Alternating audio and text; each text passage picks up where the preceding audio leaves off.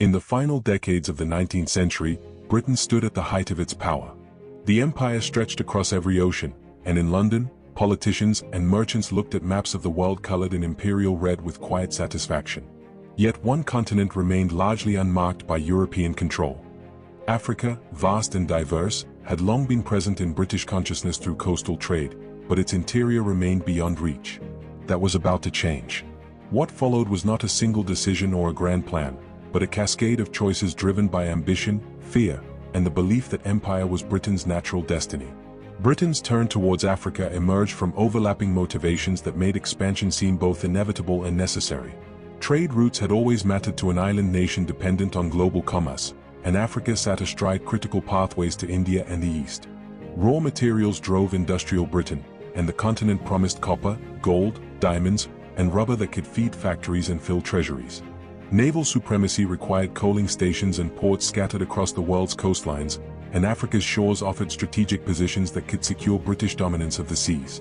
Perhaps most urgently, rival European powers were moving. Germany, France, Belgium, and Italy were staking claims, and British politicians feared being left behind in what newspapers were calling the scramble for Africa. Empire had become a competition, and Britain intended to win. The Berlin Conference of 1884 formalized the partition, as European powers gathered to divide a continent without a single African representative in the room. Britain secured vast territories, from Egypt in the north to the Cape in the south, from Nigeria in the west to Kenya in the east. British officials spoke of bringing order, progress, and civilization to regions they described as backward and chaotic. The language was confident, even righteous, reflecting a worldview that saw British rule as a benefit to those being ruled. Treaties were signed, maps were redrawn, and the empire expanded on paper with remarkable speed. But Africa was not empty land waiting to be claimed. Complex kingdoms, sophisticated trade networks, and established political systems had existed for centuries. The Ashanti controlled rich gold-producing regions in West Africa. The Zulu had built a powerful military state in the south. The Mahdist movement in Sudan commanded fierce loyalty and military strength. Egypt, though nominally independent, possessed ancient cultural authority and strategic importance through the Suez Canal. These were not primitive societies awaiting European guidance. They were organized states with their own histories, ambitions, and reasons to resist foreign control. British expansion came through force and pressure more often than willing agreement. Military expeditions pushed into the interior, equipped with Maxim guns and artillery that gave them devastating advantages over spears and older firearms. The Anglo-Zulu War of 1879 saw British forces initially humiliated at Isandlwana before overwhelming Zulu resistance through sheer firepower and resources. In Sudan, the Mahdist forces defeated British-Egyptian armies and killed General Gordon at Khartoum in 1885, a shock that resonated across the empire. Britain returned 13 years later with Kitchener's army and modern weapons, crushing Sudanese resistance at Omdurman in a battle so one-sided it bordered on massacre. Egypt fell under British control through financial pressure and military occupation, securing the Suez Canal and the route to India. Treaties were signed, but often under circumstances that made refusal impossible. African leaders faced a choice between accepting British terms or watching their kingdoms be destroyed. Once conquest was achieved, empire required administration. Britain governed through indirect rule where possible, co-opting local elites and traditional authorities to maintain order while minimizing the cost of direct British presence. Chiefs and emirs who cooperated kept their positions and some measure of local power. Those who resisted were replaced.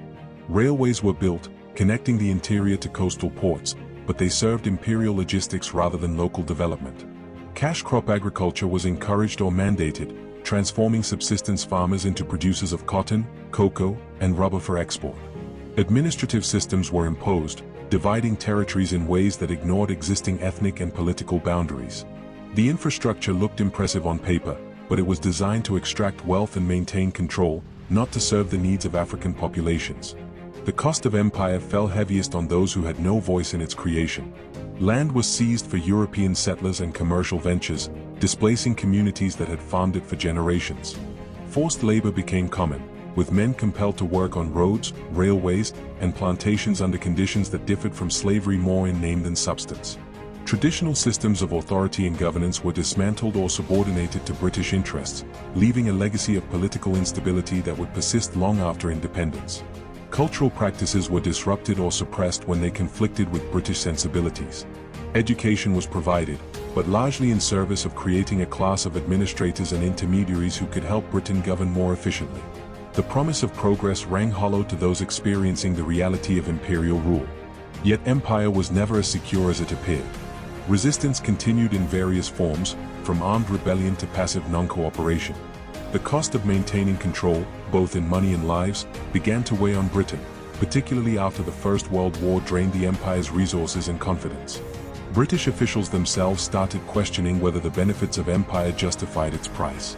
Moral arguments that had once seemed self-evident began to crack under scrutiny. The certainty of Britain's civilizing mission gave way to doubt, though the structures of empire persisted for decades more, sustained by inertia and the interests of those who profited from it. Britain's role in Africa left marks that remain visible a century later. Railways still run on routes designed for imperial extraction. Borders drawn in London and Berlin still define nations, cutting across ethnic and linguistic groups in ways that fuel conflict. Political systems imposed by colonial powers struggle to take root in societies they were never designed to serve. Languages, legal frameworks, and administrative practices borrowed from Britain persisted long after independence, sometimes helpful, often ill-suited to local needs. The wealth extracted from Africa helped build modern Britain, whilst the continent itself was left to navigate the aftermath of decades of foreign control.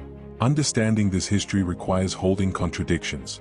Britain entered Africa driven by strategic calculation, economic interest, and genuine belief in imperial superiority. Africans resisted with courage and sophistication, yet were ultimately overwhelmed by industrial military power. Empire brought infrastructure and institutions, but at a human cost that can never be fully measured. The story is neither simple triumph nor simple tragedy. It is a chapter of history that shaped both Britain and Africa in ways that continue to echo. We cannot undo what was done, but we can understand it clearly, acknowledge its complexity, and recognize that the confidence of empire often masked consequences that would take generations to unfold.